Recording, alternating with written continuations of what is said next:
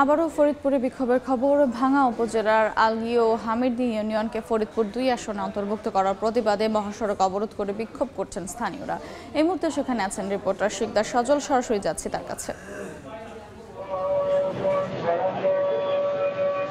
ফরিদপুর ৪ আসন যে ভাঙ্গা সদরপুর এবং চরবদর্শন নিয়ে গঠিত কিন্তু ফরিদপুর ৪ আসন, এবং গতকালকে যে এই ৪ আসন থেকেই ফরিদপুর ২ আসনে এই যে ভাঙ্গা উপজেলা রয়েছে, ভাঙ্গা উপজেলার আলগী এবং হামিরদী ইউনিয়ন কেটে এই ফরিদপুর ৪ আসন থেকে ফরিদপুর ২ আসনে সংযুক্ত করা হয়, এবং এরই ফলে কিন্তু আসলে ক্ষোভে ফেসে উঠেছে কিন্তু এই ভাঙ্গা, এই যে ফরিদপুর ৪ আসনের যে ভাঙ্গা উপজেলার স্থানীয় মানুষ, তারা কিন্তু ক্ষোভে ফুসে উঠেছে যে এই যে এই ফরিদপুর ৪ আসন থেকে কেটে নেওয়া হয়েছে হামিরদী এবং আলগী নামে দুটি ইউনিয়ন, এবং এরই প্রতিবাদে কিন্তু আজকে সকাল থেকে ঢাকা মাওয়া, ঢাকা ভাঙ্গা এবং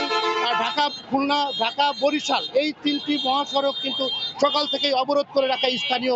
জনতা, এবং তারা বিক্ষোভ করেন। পাশাপাশি এই যে এই সড়কগুলো বন্ধ হতে কিন্তু ২১ জেলার দক্ষিণবঙ্গের সাথে কিন্তু ঢাকার সাথে পুরো যোগাযোগ বিচ্ছিন্ন হয়ে যায়, এবং এখানে কিন্তু কয়েক হাজার গাড়ি এবং বাসিন্দা তাদের এই যে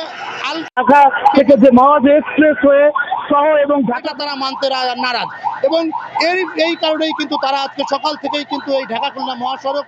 ঢাকা থেকে যে মাওয়া এক্সপ্রেস হয়ে সহ এবং ঢাকা বরিশাল মহাসড়কের কিন্তু তারা সকাল থেকে অবস্থান করে এবং বিক্ষোভ মিছিল করে এবং বিক্ষোভ প্রকাশ করে। রাস্তায় কিন্তু টায়ার জ্বালিয়ে এবং রাস্তার মাঝে কিন্তু বিভিন্ন গাছের গুঁড়ি বা সামগ্রী ফেলে কিন্তু তারা সড়ক অবরোধ করে, এবং এইটা কিন্তু এই ঢাকা বরিশাল মহাসড়ক সহ এই যে ঢাকা খুলনা, ঢাকা বরিশাল এবং এক্সপ্রেসওয়েতে কিন্তু হাজারো গাড়ি